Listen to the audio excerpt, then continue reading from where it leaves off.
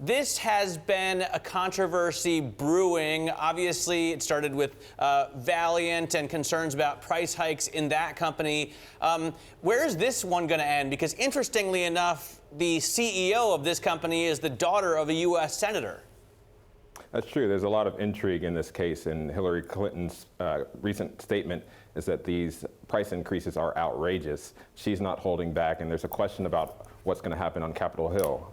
The CEO of this company has ties to a U.S. senator, and it's making it a little bit awkward for members of Congress to decide what to do. In previous cases, we've seen these CEOs get hauled up to Capitol Hill and forced to explain why they hiked prices on these life-saving drugs. So we'll see if that happens in this case as well. Yeah, the Senate Special Committee on Aging has asked Heather Bresch, the CEO of Mylan, for a briefing at a mutually convenient time no later than 2 weeks from today. So certainly that would be before the election.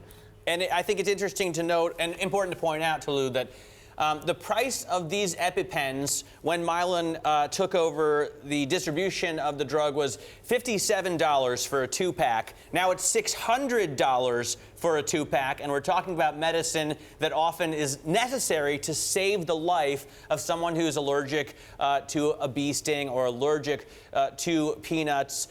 What have we seen so far when you've had Martin Shkreli or Valiant called up in front of Congress? Have they reacted with price cuts? Well, most of these CEOs have stuck to their guns and decided to keep their prices the same and sort of fight back and have a more defiant tone with Congress and explain what they're doing and why they're doing it and say that it makes good business sense.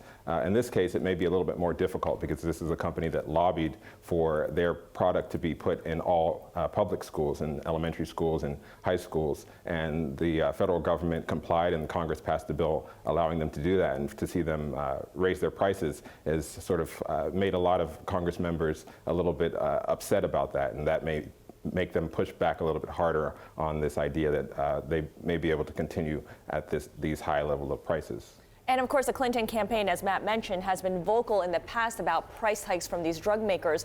Toluse, have other campaigns, has the Trump campaign said anything about this at all?